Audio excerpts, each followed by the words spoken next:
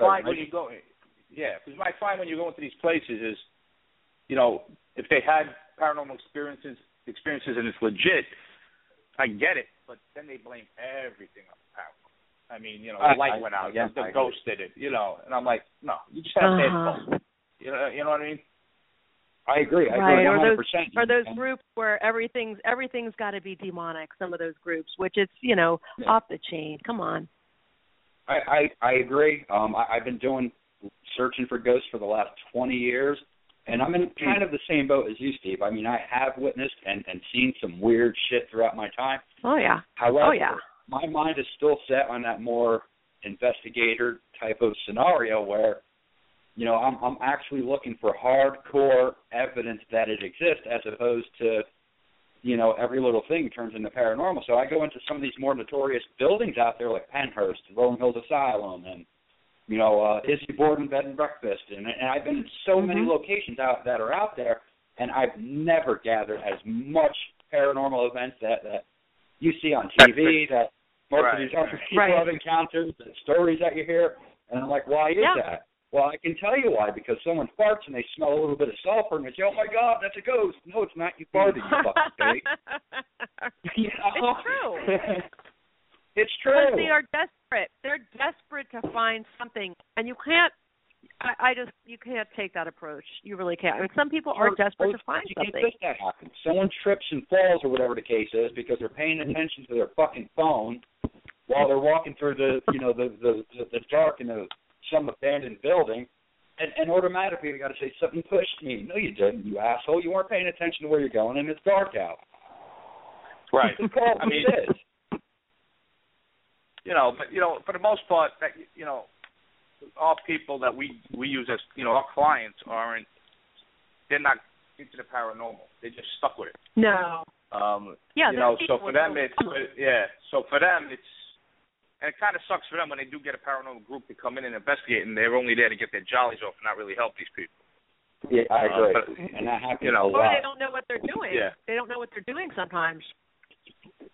Well, they watch TV and they say, I can do that. So automatically they just jump into, doing exactly what they see on TV. Now, whatever you see on TV is not helping clients. What they're doing is basically getting their jollies off of it. Or making it worse. Ghost Adventures. When the fuck did you ever see the Ghost Adventures help a fucking client? It hasn't happened yet. You know what I mean? So that's what they're watching, and that's what they're doing. Yeah, I mean, it's sad for some of these people, and we go in with it kind of like their last hope, and it breaks my heart because, they look at me. We just did a case in Kentucky, and southwest part of Kentucky. And when I had spoken to the woman on the phone before we went out there, just listening to her sob on the phone, was bad enough. But then when I finally met her in person, such sweet. I mean, just salt of the earth people that you just want to take hug them and just make everything better for them. It's just so hard when I have to depend on the parent, Amy, to give them answers. I wish I could give them the answers right there and then, but I can't. That's the whole part of our investigation. Yeah. But Amy always comes through one way or another. She comes through, and hopefully these people can find some peace. She does. She tries really hard. She really does try hard. I see that with her. Yeah, I mean it's a twofold. It's two investigations going on. So. Oh yeah. And Amy really doesn't. A lot of stuff she finds or she sees or encounters, she has no clue what the hell it's all about until I tell her, well, maybe it's this, and she's like, well, that makes sense to me now. Yeah. And then it sort of weaves together at the end, to sort of tell the story, so that you can come up with some kind of a solution for these people. And it's all. I mean, to me, it's fascinating. It's always really interesting how the story comes together. At the end. Yeah. It really is. We just finished our 88th episode, and wow. I get asked all the time, you're still amazed by Amy. I mean, how can I not be? I mean, every week she's knocking it out of the park, and I'm just like, well, really? You did what? You actually, it just, I don't get shocked by much, because I've seen and done it all. No. I'm not shocked by her, but I am fascinated and like just engulfed in the whole, how does she do this thing? You know, yeah. I don't ever want to become complacent and say to myself, well, how come like, well, she's going to find that someone on here. I never want to get to that point, but she amazes me every week. Wow. Have you ever came across at least one situation where Amy wasn't exactly 100% on the right on the number? Oh, I'd say every week she's not 100%, but we don't portray it that way. You know, I'd say she's no psychic can be 100%. Yeah, well, I mean, no. It's the way when she sees something, she doesn't know why she's seeing it or who she's seeing. When I put it together for her, it makes sense to her. That part's 100%, but like some weeks, maybe she'll find one thing, but the rest of the stuff has nothing to do with any of the history I encountered. So that doesn't match up. So we don't try to stick a round peg into a square hole, you know what I'm saying? So we try to do, listen, you didn't see it, you didn't see it. So we've been fortunate that, for the most part, she does hit on at least some of the stuff. But, you know, if she doesn't, she doesn't. We don't try to do it that way. If she does, she does. But for the most part, the history has been lining up, That's very honest, Steve, because I say I have intuitive ability. It runs in my family, and I say that all the time. Any psychic that says, oh, you know, I'm 100% all the time, they're lying, because none of us can be 100%. We don't always know what it means, and we can't be 100% all of the time. It just doesn't work that way, and I like that about her. I find her to be honest that way. You know, it's like you said, you can't always know what it's about. You can't always make it fit. So I actually, you know, people can say whatever they want, but I actually really like that, you know, about her. And she, you know, and I like that you guys never talk about it until the end. So I think that's a good thing. I always wonder about, like, you know, you never know, like, if the people really took the advice that you guys gave them, you know, sort of after the show ends. Well, that's why we started doing those. That's why we started doing those revisit episodes. Yeah, it's kind of cool. I saw. Yeah, I mean, and it's a great concept because it's like, I'd want to know as a fan watching how they did. I mean, you only know because, you know, we give them a call a couple of months after we leave there, what's going on, and if things haven't changed, or if they say, well, we decided not to listen to Amy, whatever the case may be, or we're in the middle of working on it, and then when you go back and people see the first episode, they mix it in with the revisit. It's pretty cool. People, I get comments on Facebook after a revisit as, oh, I was always wondering about that couple. I'm so glad they did well. You know, that kind of thing. Yeah. What's the craziest? Like, what was your? I don't know. What was like the wildest case, like that really sticks in your mind that you guys? I mean, I know you guys have had a lot of seasons, but there's got to be a case or a couple cases that were just crazy that really stick in your mind as being really interesting. I mean, for me, the interesting stuff is whenever there's like the Santa Fe prison to me was interesting.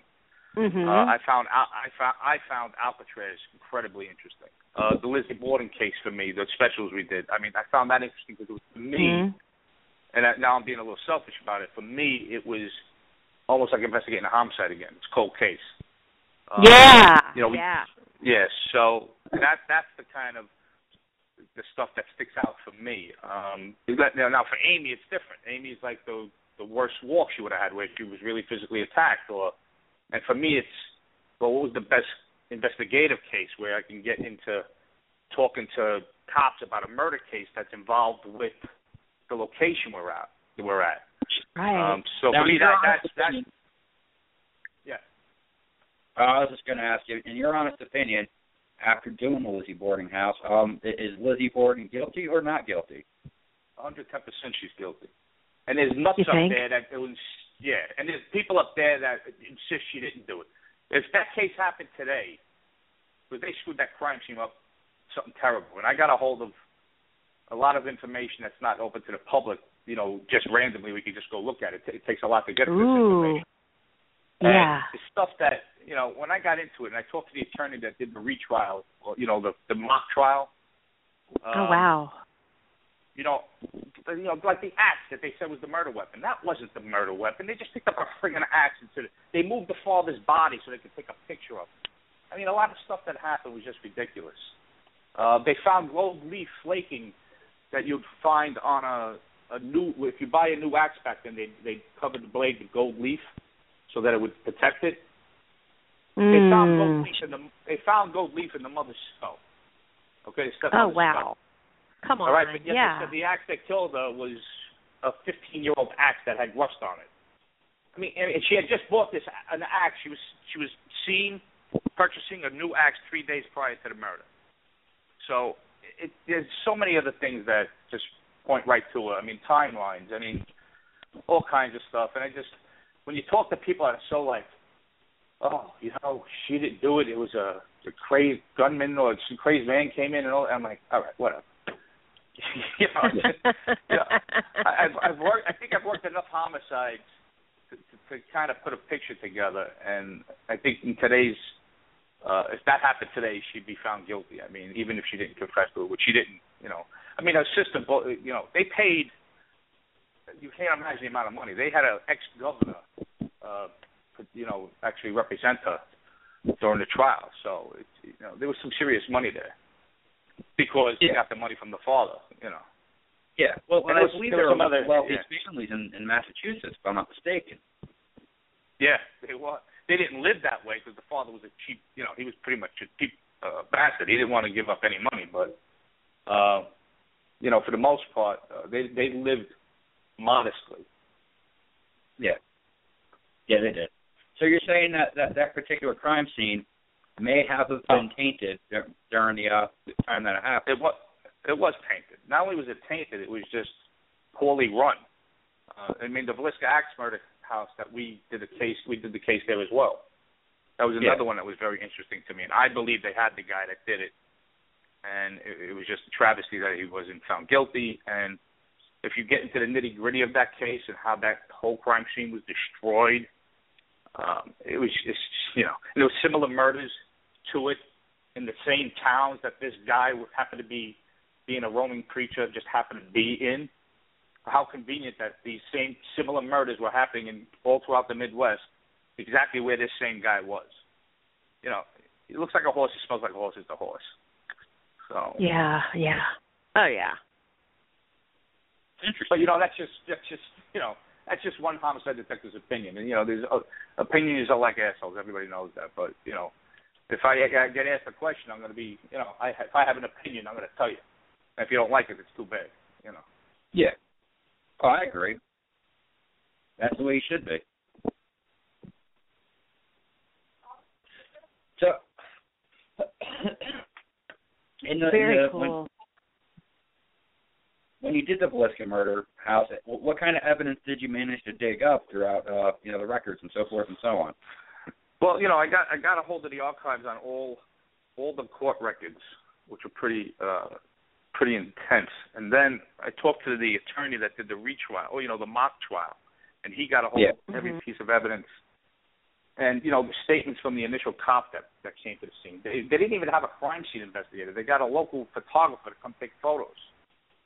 They did really? half-ass autopsies. They say the cop seen her through the window burning the dress the day after the homicide in the basement.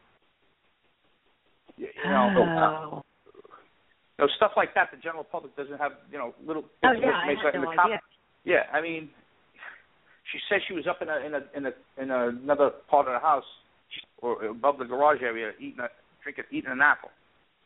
You didn't hear the screams of, I mean, it's just, there's a laundry list of stuff I can go over, but it's just, for me, looking at it, and with the timeline and everything else, no, not at all.